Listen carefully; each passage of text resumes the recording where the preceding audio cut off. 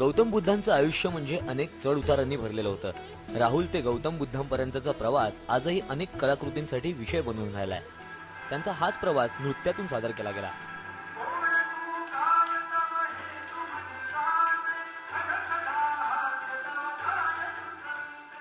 बुद्धाच्या जीवनामध्ये पुष्कळशा गोष्टी अशा आहेत की ज्याच्यावर ज्या अत्यंत बरं का आर्टिस्टिक आहेत, म्हणजे नृत्याच्या दृष्टीनं, काव्याच्या दृष्टीनं.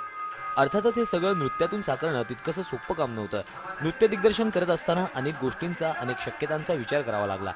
हा बुद्धावरचा बॅले असल्यामुळे मुख्य जे पात्र होतं ते बुद्धाचं होतं.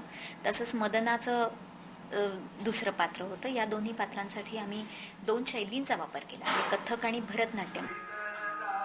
अशा प्रकारे नृत्यातून गौतम बुद्ध साकारण्याची ही पहिलीच वेळ आहे. साहजिकच यातील कलाकारही आपण काहीतरी वेगळं करतोय या भावनेतून खुश होते.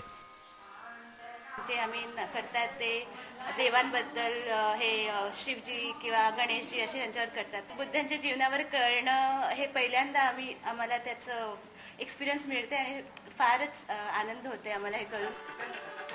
आशा खालीलकरांनी या बॅलेचं संगीत दिग्दर्शन केलंय. यातील सर्वच गाण्यांना रसिकांनी भरभरून दाद दिली.